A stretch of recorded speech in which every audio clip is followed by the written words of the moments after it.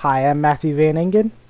And I'm Sasha Brennheiser. And here today, we're here to tell you about the reception and spread of the Bible and an analysis of the book of Esther. So, into the spread of the Bible, it's just going to be a quick history of Christianity as a whole. Now, when we say the spread of Christianity, we're going to equate it to the spread of the Bible, since the Bible is the book of Christianity. And especially for the earlier periods of history, we're going to equate to pre Christ Judaism to the spread of Christianity. We're going to equate those two to make things simple for us. Now let's get into the history. First we have the Exodus from Egypt. We see the Israelites moving from Egypt into the land of Israel that they've been given. Next, we have Babylon, which take Israel captive sometime after this. They are released by the Persian Empire in 516 BC. At this point in time, the areas over here have been introduced to Christianity or pre-Christ Judaism, as we said before. Now, moving onward, we have a map of the areas of the New Testament. So, although these areas may not be primarily Christian, they are mentioned in the New Testament, which means indirectly they were influenced by Christianity. So now we can see the ministry of Jesus and Paul, Jesus being on the right and Paul being on the left. We can see how Jesus' ministry was mainly focused in Israel and on the Jews, while Paul went from the Jews to the Gentiles out in the rest of the world and went all the way to Rome eventually. And now we can see the spread of Christianity through the lifetime of the Roman Empire until its fall. And we see how in the purple it's most of Greece and a lot of modern day in Turkey, as well as Rome, while in the green it spreads into a little bit into Britain and most of the Iberian Peninsula, as well as a good chunk of northern Africa. And then we can see how after that, in the light blue, it expands even further to encompass all of the modern day UK, as well as all of modern day Turkey and Greece, and even a bit more of northern Africa. All right, so now we have a map here up until the Schism of 1054. This event in history splits Christianity into two major denominations. In the west of Europe, we have Catholicism taking root, and in the east, we have Eastern Orthodoxy.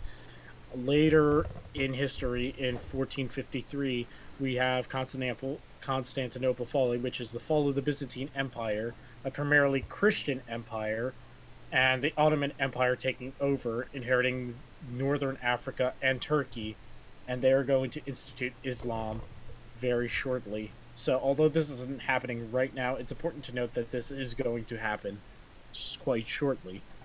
Up next, we have the Protestant Reformation, which happened in 1517. So we have Catholicism in Western Europe taking a second split when Martin Luther nails his 95 Thesis to the door. Now, prior to the Protestant Reformation in 1440, we have the Gutenberg Press. What this allows is for paper to be mass produced and mass printed, which allows for ideas, literature, and arts to be spread a lot faster than before and to a lot more people. This allows Lutheranism to really spread to many nations and really take root in a lot of them. And now, present day, the spread of the Bible. Well, we can see how in the red there's the previous years in the initial phase of the spread of the Bible, going from India to a bit of Asia and a good chunk of Africa and northern Europe.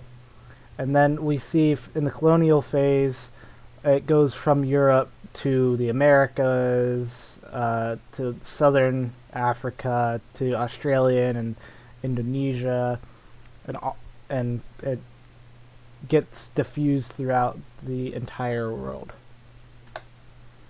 So moving on in today, this here is a map of the major religions in all the nations of the world. What you've discovered from this map and the previous map is Christianity hadn't spread terribly far. However, it is important to note that while whole nations may not be willing to drop their current religions, Christianity is easier accessed by a lot more people with things such as the internet and globalism. Why is this important?